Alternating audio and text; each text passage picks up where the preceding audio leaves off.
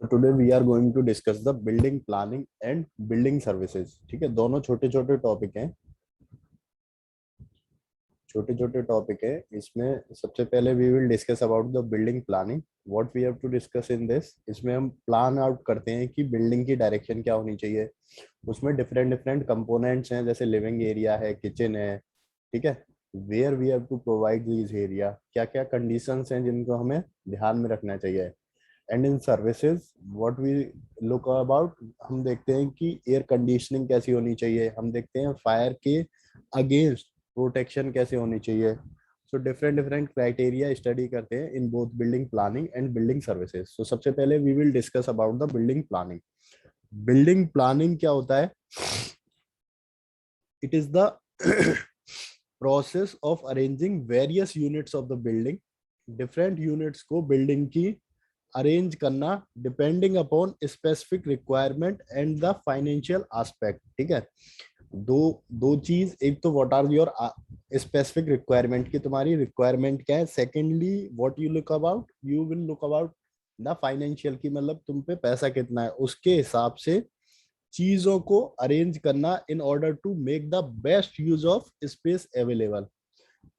ठीक है, जो स्पेस अवेलेबल है उसको बेस्ट तरीके से यूज कर सकें, इस हिसाब से चीजों को अरेंज करना, इसको बोलते हैं बिल्डिंग प्लानिंग। ऐसा करते क्यों है? For getting the comfortable and healthy environment. ठीक है,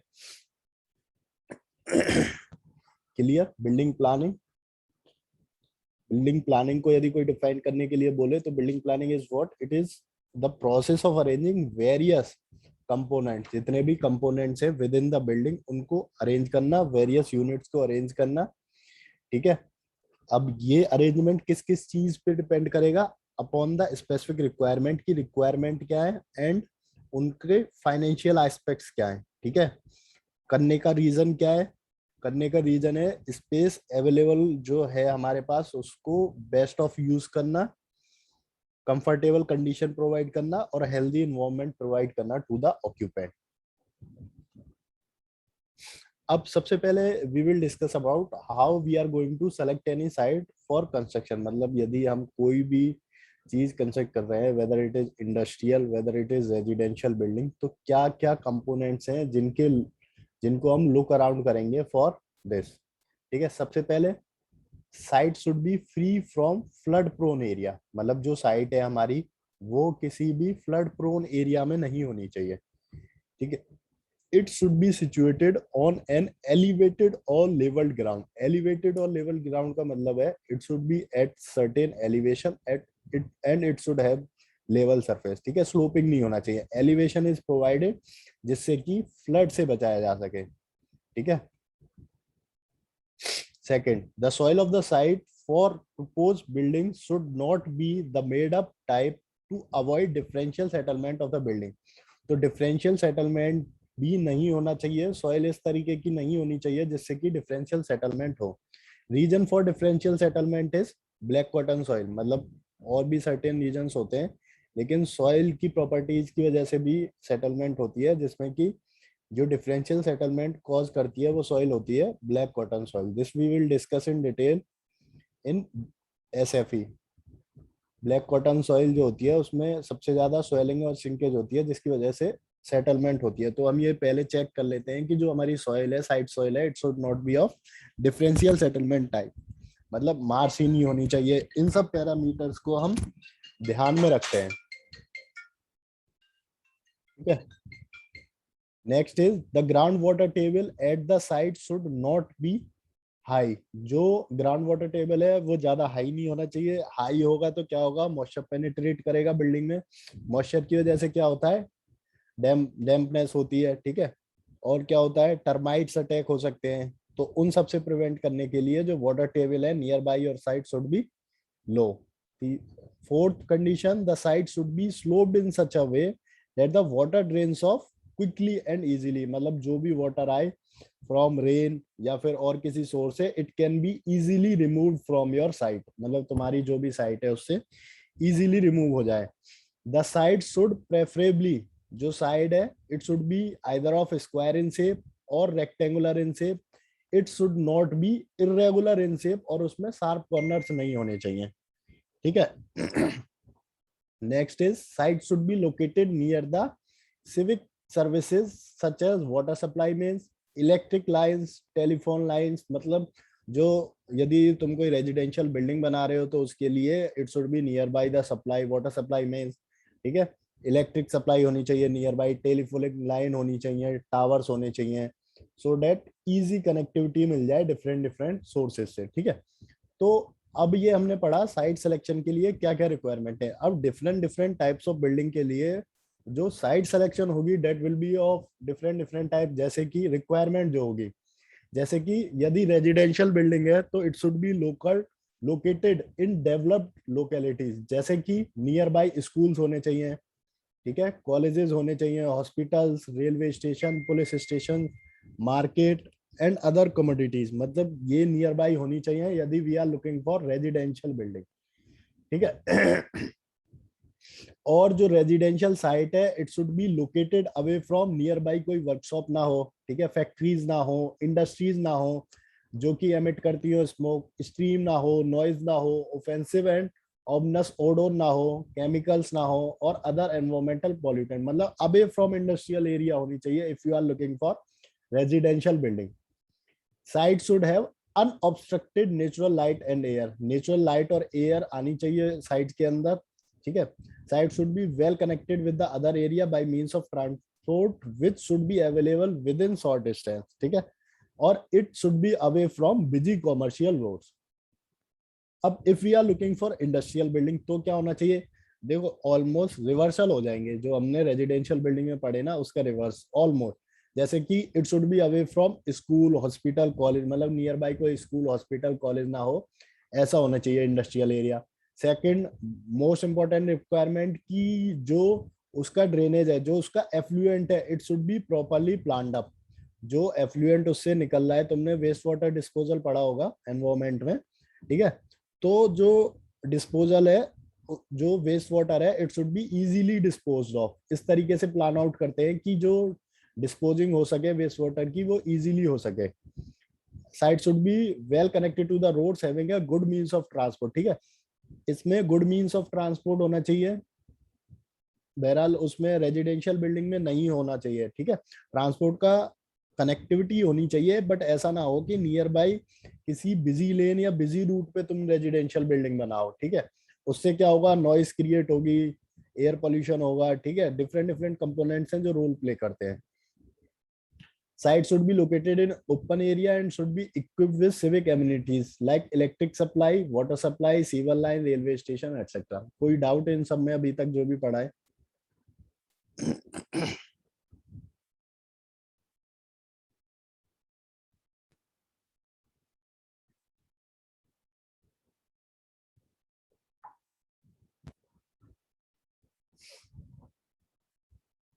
बहुत इजी है बेटा, बस टॉपिक के नाम से ही तुम्हें 80% चीजें समझ में आ जाएंगी कि इसके अंदर क्या है, ठीक है, तो एज सच कुछ टफ है नहीं।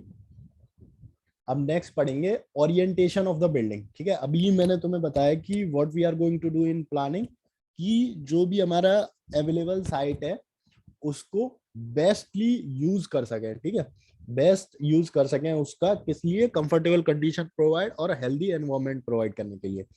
अब हम पढ़ेंगे ओरिएंटेशन ऑफ द बिल्डिंग, कि बिल्डिंग को ओरिएंट किस तरीके से करना चाहिए। सबसे पहले what is orientation?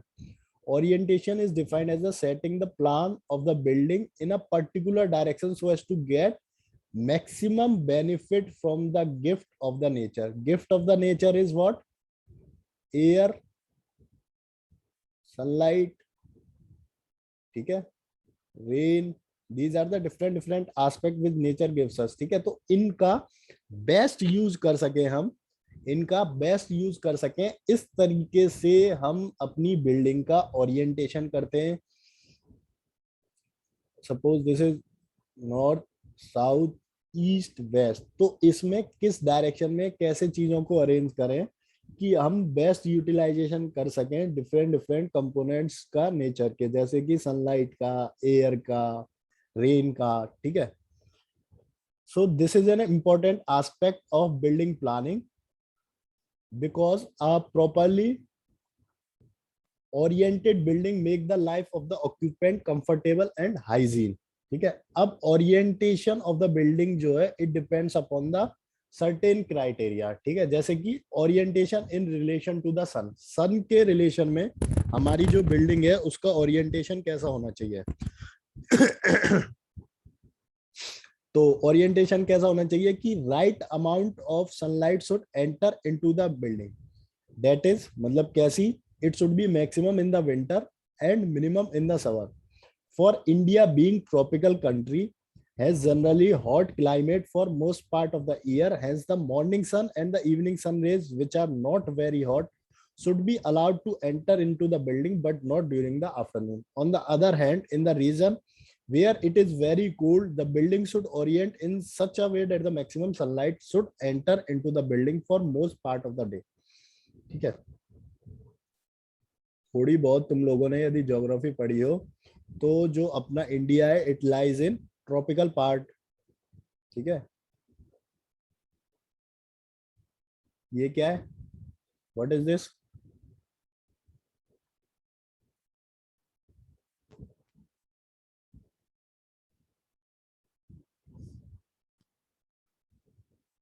This is your earth, this is your equator,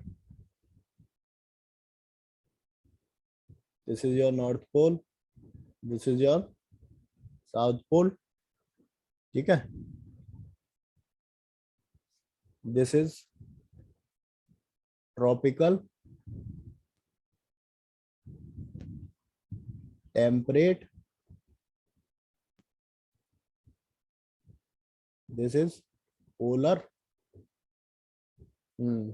this is your, this line is known as tropic of cancer, it is at 23.5 degree north, इसको ट्रॉपिक ऑफ कैंसर बोलते हैं, इसको ट्रॉपिक ऑफ कैप्रिकॉर्न बोलते हैं। ठीक है, यहाँ कहीं तुम्हारा इंडिया लाई करता है। ठीक है, somewhere here this part.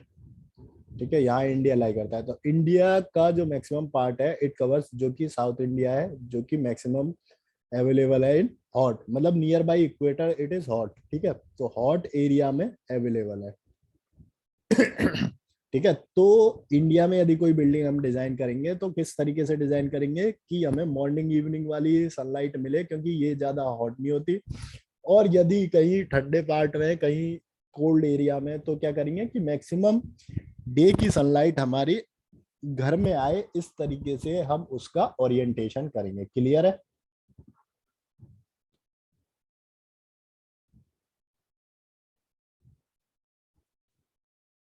Second is orientation in relation to wind. अब विंड के रिलेशन में ओरिएंटेशन करेंगे। ठीक है, डिफरेंट डिफरेंट कंपोनेंट्स हैं, इनके बारे में पढ़ोगे तो मैं खुद से ही समझ में आ जाएगा, नाम से ही 80% चीजें क्लियर हो जाती हैं। Orientation of the building should be such that occupants are able to enjoy natural breeze. ठीक है, for this the direction of wind in that particular region must be known. मतलब कि जिस भी रीजन में तुम अपनी बिल्डिंग कंस्ट्रक्ट करने जा रहे हो, उस रीजन में what is the direction of wind, ये तुम्हें पहले से जानकारी होनी चाहिए।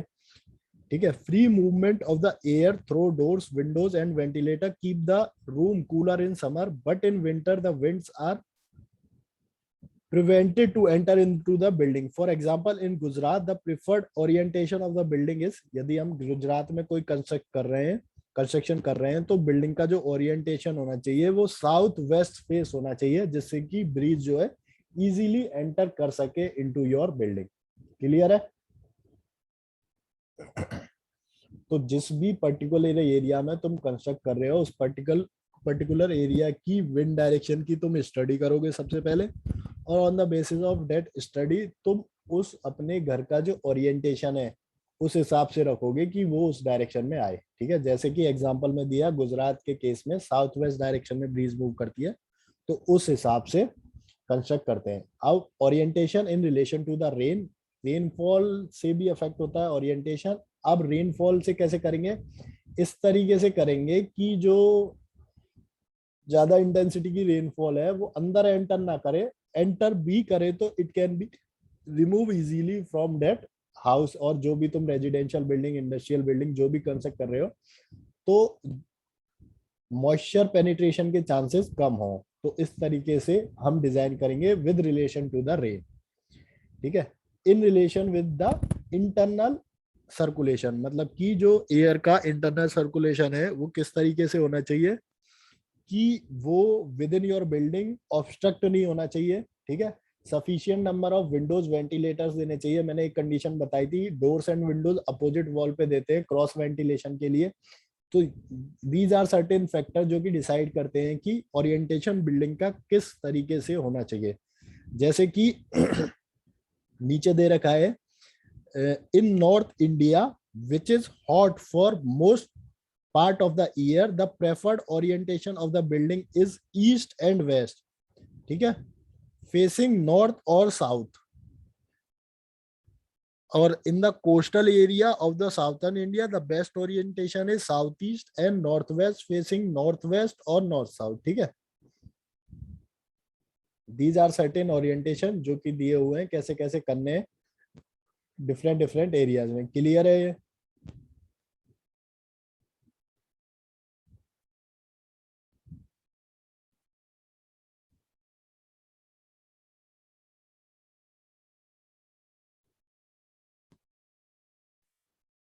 अच्छा बताओ, एक चीज बताओ, what is the difference between wind and air?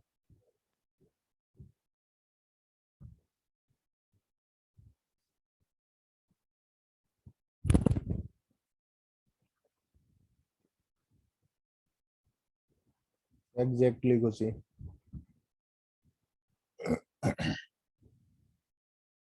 Aniket ठीक है।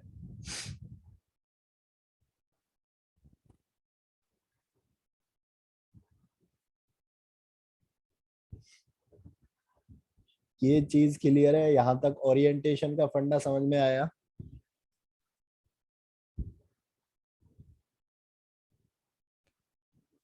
यस और नो?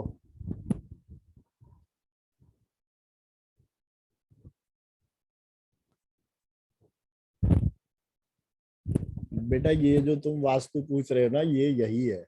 मतलब साइंस में वास्तु नाम की कोई चीज होती नहीं है, बट उसको जब डिजाइन करते हैं तो इन्हीं चीजों का ध्यान रखने हैं। बेसिकली मैं तुम्हें बता देता हूँ, बीइंग अ सिविल इंजीनियर तुम्हें केवल चीजों का आइडिया होना चाहिए, ठीक है। तुम्हें इन चीजों का केवल आइडिया होना चाहिए। इन चीजों को यदि डिटेल में पढ़ना है तो उसके लिए आर्किटेक्चरल इंजीनियरिंग करते हैं, उसमें डिफरेंट डिफरेंट कंपोनेंट्स को कहाँ कहाँ डिजाइन करें उसका आइडिया होता है, ठीक है। तुम्हें केवल पता होना चाहिए कि कैसी कैसी चीजें अफेक्ट करती हैं, तो उस हिसाब से हमें चीजों को डिजाइन करना चाहिए। तुम ओरिएंटेशन यदि तुम्हें डील में डिटेल में पढ़ना है तो उसके लिए तुम्हें पर्टिकुलर बुक लेनी पड़ेगी ओरिएंटेशन की, ओरिएंटेशन ओरिएंटेशन के लिए, ठीक है। ओरिएंटेशन अपने आप में एक बहुत बड़ा टॉपिक है जिसको क्लब इन करके एक छोटा सा टॉपिक बना दिया है तुम्हारे सब्जेक्ट में, ठीक है। 15 टॉपिक्स हैं पूरे बिल्डिंग कंस्ट्रक्शन में, उसका केवल एक सिंगल टॉपिक है ओरिएंटेशन, ठीक है। थोड़ा बहुत आइडिया अब तुम्हें लगेगा कि वास्तु जो तुम कह रहे हो उसमें क्या क्या चीजों का ध्यान रखा जाता है, कैसे कैसे रूम्स और जो प्लेसेस हैं डिफरेंट डिफरेंट उसको डिजाइन किया जाता है। देखो, arrangement of different types of rooms with in a building, ठीक है। अब जो रूम होंगे तुम्हारी बिल्डिंग में उनको कैसे कैसे अरेंज करेंगे उसको देखते हैं। Room should be placed or arranged in such a way that the occupant can use and enjoy the nature to its maximum, ठीक है। जो नेचर से अवेलेबल है क्या क्या, सनलाइट, एयर एंड रेन, इसको मैक्सिमम एंजॉय कर सको। इस तरीके से तुम्हारे रूम्स जो है वो डिजाइन होने चाहिए, ठीक है।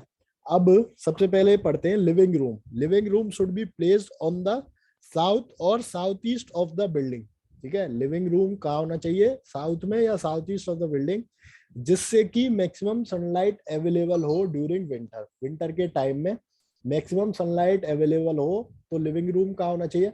देखो, लिविंग रूम की प्रायर कंडीशन क्या हुई कि मैक्सिमम सनलाइट मिलनी चाहिए हमें विंटर में। अब उसके लिए हम उस पर्टिकुलर लोकेशन के हिसाब से उसका ओरिएंटेशन देखेंगे, ठीक है। Second is bedroom. बेडरूम कहाँ होना चाहिए, it should be placed in the direction of wind of that region. उस रीजन की विंड की क्या डायरेक्शन है उस डायरेक्शन में अवेलेबल होना चाहिए तुम्हारा क्या, बेडरूम। तो जो प्रिफर्ड ओरिएंटेशन होती है वो होती है वेस्ट या साउथ वेस्ट, ठीक है। इसके बाद kitchen, kitchen should be oriented in the east direction. Kitchen जो है वो ईस्ट डायरेक्शन में ओरिएंटेड होनी चाहिए। किस लिए? क्योंकि मॉर्निंग की जो सनरेज है वो डायरेक्टली किचन में फॉल करे, ठीक है। It should be so placed in the building कि उसकी एक वॉल एक्ट करे as an external wall of the building to provide free movement of the air through a window in the wall, ठीक है। उसमें से एक वॉल क्या होनी चाहिए तुम्हारी? एक्सटर्नल वॉल होनी चाहिए, जिससे कि फ्री मूवमेंट पॉसिबल हो एयर्स का तुम्हारी बिल्डिंग से। किचन इस तरीके से अवेलेबल होनी चाहिए। सबसे पहला कि मॉर्निंग की जो सनलाइट है वो किचन में फॉल करनी चाहिए। सेकेंडली कि जो उसकी एक वॉल है वो एक्सटर्नल वॉल होनी चाहिए, ठीक है।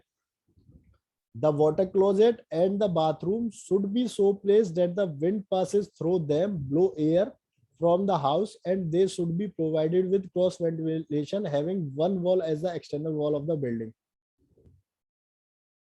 ठीक है। The toilet and the bathroom should preferably be placed in north or northeast direction to access the sun rays all around the year. ठीक है। जो वाटर क्लोजेट वगैरह है ये उस जगह प्लेस होने चाहिए जिससे कि इजी और एक्सेस सनरेज आ सके, जिससे कि जो माइक्रो ऑर्गेनिज्म, जो बैक्टीरियल, जो वायरस, जो फंगल डेवलप होंगे नियर बाई वाटर क्लोजेट वो इजीली किल हो सके बिकॉज ऑफ सनरेज, ठीक है। सनरेज की वजह से इजीली किल हो सके, ठीक है। तो आज के बाद कभी भी ऐसी वास्तु जैसी कोई चीज पढ़ोगे तो तुम्हारे पास कुछ ना कुछ लॉजिक होगा कि पर्टिकुलर रूम यहीं क्यों डिजाइन किया जा रहा है। क्लियर है? Is it clear to all?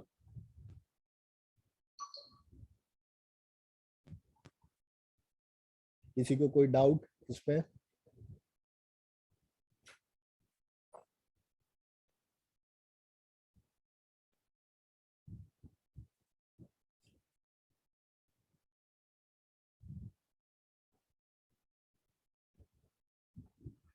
कोई डाउट हो तो पूछो।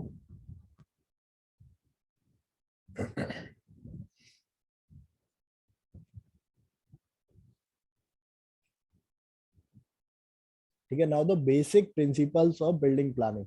बिल्डिंग को प्लान करने के लिए what are the basic principles that we follow, ठीक है। तो इन चीजों को हम ध्यान में रखते हैं, जैसे कि arrangement of doors and windows, grouping कैसे होनी चाहिए, रूमीनेस क्या होना चाहिए, furniture requirement, circulation, economy, elegance, flexibility, privacy, sanitation. कई बार आ चुका है ये तुम्हारे एग्जाम में, तो अच्छे से पढ़ना है इसे, ठीक है। तो सबसे पहले देखते हैं arrangement of doors and Windows, ठीक है। तो डोर्स कहाँ होने चाहिए जनरली तुम्हारे रूम में?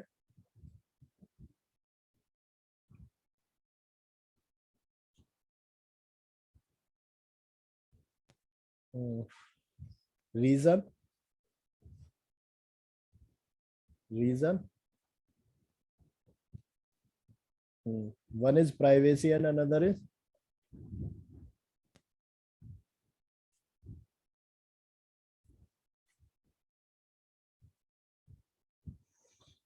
ताकि जो ज्यादा स्पेस ना ऑक्यूपाई हो, ठीक है।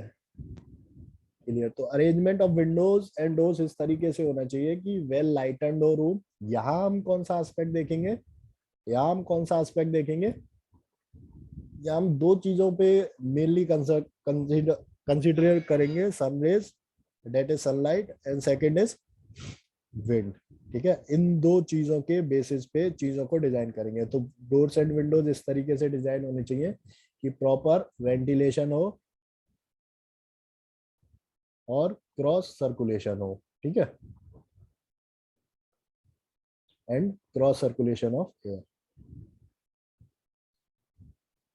ग्रुपिंग, ग्रुपिंग क्या होता है? Grouping involve arranging various room in relationship to each other, एक दूसरे के रिलेशनशिप में, जिससे कि हम मैक्सिमम यूटिलाइज कर सके उस एरिया को, ठीक है। तो किस तरीके से करते हैं? जैसे कि kitchen should be place near dining room. Kitchen जो है वो डाइनिंग रूम के आसपास हो, ठीक है। It should not be near the living room. Living room के पास ना हो। लिविंग रूम के पास होगी तो वहां स्मोक एंड ऑडोर एंटर करेंगे लिविंग एरिया में, तो लिविंग एरिया से अवे होनी चाहिए, ठीक है। सेकंड, लिविंग रूम जो है it should B place near the entrance, और जो बेडरूम जो है it should be away from the entrance, ठीक है। एंट्रेंस के पास होगा तो ऑब्स्ट्रक्शन क्रिएट करेगा, ठीक है। क्लियर है ये चीज कि ग्रुपिंग कैसे करते हैं?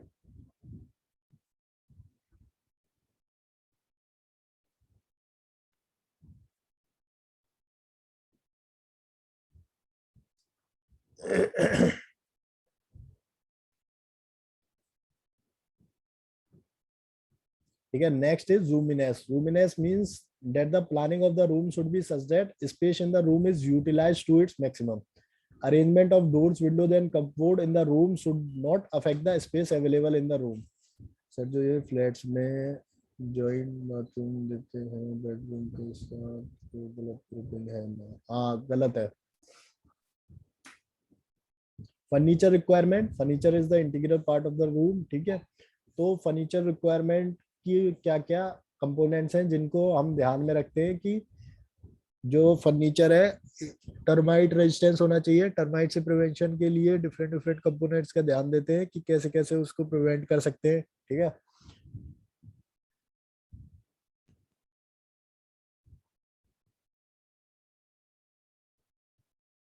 Next is circulation. ये क्लियर है, पहले ही बता दिया है।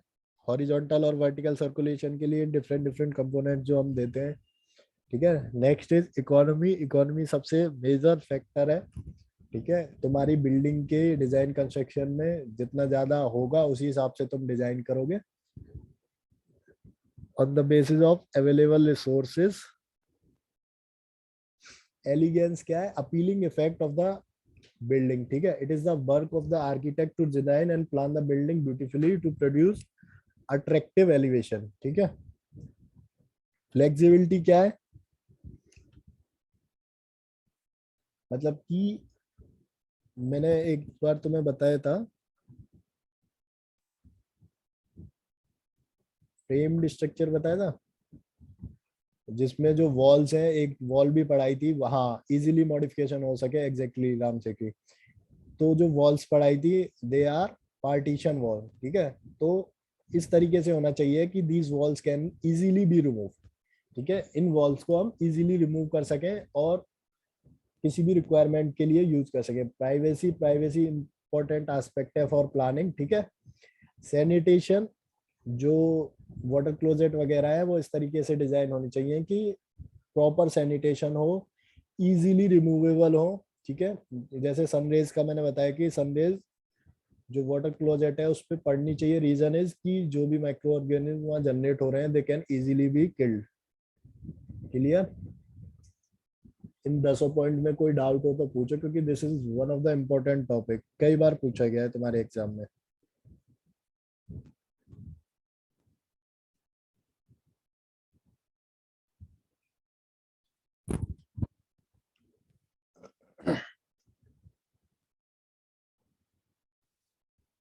बेटा वो होता है बट वो देना नहीं चाहिए।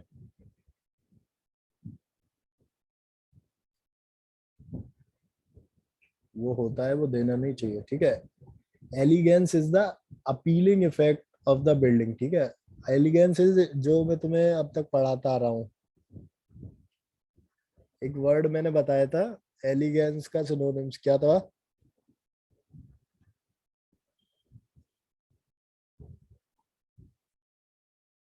Elegance is for good appearance, ठीक है, पर मैंने एक वर्ड भी बताया था इसके लिए, कई बार रिपीट कर चुका हूँ उस वर्ड को मैं।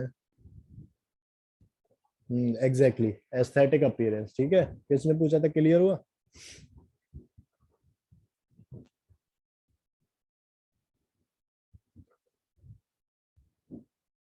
और किसी पॉइंट में कोई डाउट?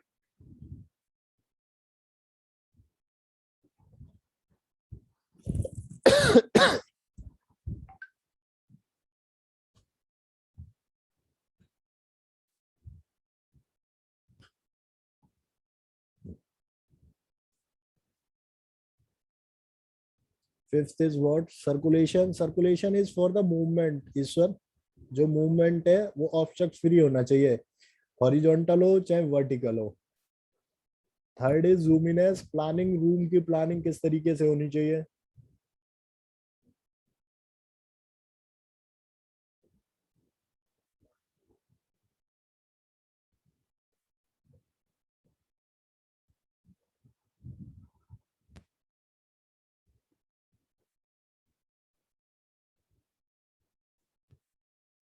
नेक्स्ट अब पढ़ेंगे मॉडर्न कंस्ट्रक्शन प्रैक्टिस। अब जो है हम जो मॉडर्न में कंस्ट्रक्शन के लिए प्रैक्टिसेस यूज कर रहे हैं उसमें हमने कितना डेवलपमेंट कर लिया है उसका थोड़ा सा रिव्यू है, ज्यादा नहीं है। मतलब कुछ चीजें बताई गई हैं इसमें, जैसे pre engineered building. Pre engineered building में क्या होता है, जो कंपोनेंट्स हैं बिल्डिंग को बनाने के लिए, ठीक है, डिफरेंट डिफरेंट कंपोनेंट्स हैं, लाइक बीम है, स्लैब है, कॉलम है, ठीक है, फ्लोर है। तो these components are pre casted, पहले से ही कास्ट करके रख लेते हैं इन्हें, दीज आर प्री कास्टेड, ठीक है, और इनको साइट्स पे जाके ले डाउन कर देते हैं।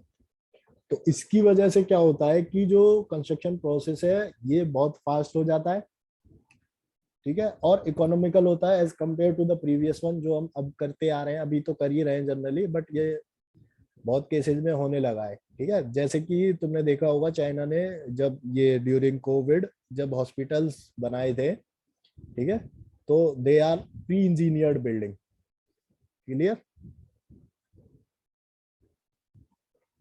और इनके फायदा क्या होते हैं कि ये लाइट होती है, ठीक है, इकोनॉमिकल होती है, और कंस्ट्रक्शन जो है वो फास्ट होता है।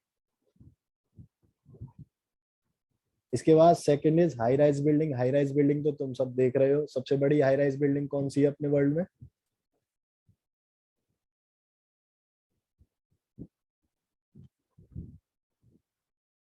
एग्जैक्टली exactly, ठीक है। हम्म, तो इस इनको यदि 23 मीटर से ऊपर हो जाता है तो इनको बोलते हैं स्काई स्क्रैपर्स, याद रखना, ठीक है। इसमें लिखा भी हुआ है Burj Khalifa is one of the world's tallest building, जिसकी जो हाइट है इट इज अप्रोक्सीमेटली 830 मीटर, ठीक है, 830 मीटर की है अप्रोक्सीमेटली। इसमें 160 फ्लोर के आसपास है, 160 163 है शायद, एग्जैक्ट फिगर तो मुझे याद नहीं है। ठीक है। लिफ्ट स्लैब कंस्ट्रक्शन ये प्री इंजीनियर्ड बिल्डिंग का ही एक कंपोनेंट है। लिफ्ट स्लैब कंस्ट्रक्शन में क्या होता है, स्लैब प्री कास्टेड होती है, उसको वहां जाके रख देते हैं, और जिस हाइट पे रेज करनी है होती है स्लैब को, it can be raise to that height with the help of hydraulic jack. Hydraulic jack की हेल्प से उस हाइट तक उसको रेज कर सकते हैं, ठीक है। और ये सुटेबल होती है up to 15 story, 15 story building तक ये सुटेबल होती है, ठीक है। Slip form construction, slip form construction में क्या होता है, जो फॉर्म वर्क करते हैं हम, ठीक है, जिसको शटरिंग वगैरह बोलते हैं, वो क्या होता है, वो मूवेबल फॉर्म का होता है। अब जब वो मूवेबल फॉर्म का होता है तो उससे क्या होता है, जो कंस्ट्रक्शन होता है वो फास्ट होता है और इजी होता है। जैसे कि हॉरिजॉन्टल रोड कंस्ट्रक्शन, पेमेंट वगैरह में इस चीज को यूज कर सकते हैं। Tunnel boring machine, tunnel boring machine is use to construct the tunnel. इसको तो तुम देखते भी हो, मेट्रो कंस्ट्रक्शन हुआ है, ठीक है, तुमने देखा होगा अंडरग्राउंड चले जाते हैं कितने। तो this is done with the help of tunnel boring machine, clear है।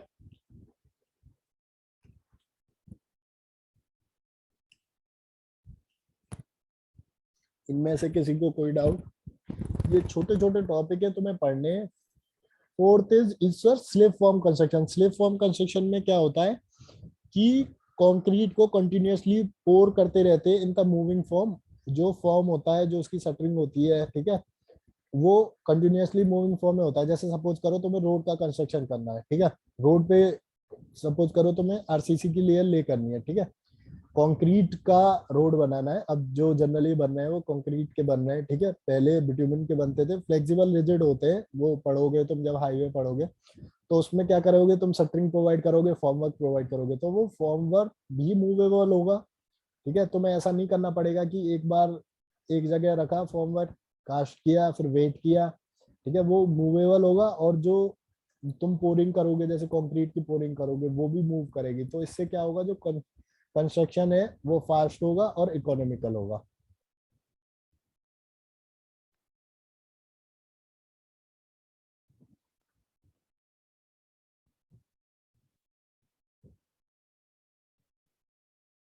क्लियर।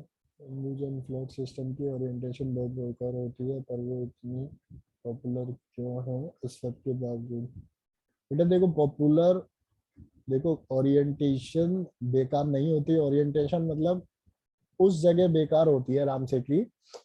बेसिकली क्या है ना, देखो जैसे दिल्ली है, दिल्ली ऑलरेडी सैचुरेटेड है, दिल्ली के अंदर ऑलरेडी सैचुरेशन आ चुका है, तो यहाँ कुछ भी वेल प्लान्ड नहीं हो सकता। कभी तुम ग्रेटर नोएडा गए हो, चंडीगढ़ गए हो, these are well planned cities, ठीक है। तो इनमें यदि कोई हाई राइज बिल्डिंग भी बनेगी, कोई फ्लैट सिस्टम भी बनेगा या कुछ भी कंस्ट्रक्ट होगा, तो वो हर चीज को ध्यान में रखते हुए बनेगा। दिल्ली में वो चीज पॉसिबल ही नहीं है, यहाँ से बाहर निकलोगे तो तुम्हें चीजें दिखाई देंगी। और इनकी डिमांड्स क्यों ज्यादा है? फर्स्ट रीजन इज बेटा इकोनॉमी, बहुत मतलब चीप होते हैं एज कंपेयर की तुम अपनी लैंड लो और बनाओ, ठीक है। बहुत लोग बनाना भी प्रेफर नहीं करते हैं, ठीक है, बना बनाया चाहिए होता है, तो जनरली फ्लैट सिस्टम में जाते हैं। मेन जो रीजन है मेरे हिसाब से इकोनॉमी, इंडिया में लोग सबसे ज्यादा वही देखते हैं। क्लियर है राम शेखरी? तुम्हें कोई और पॉइंट बताओ तो तुम बताओ, what may be the other reason. और सेकंड ये है कि बेटा जब लैंड ही नहीं है अर्बन एरियाज में, तो ऑब्वियस है we have to go for that.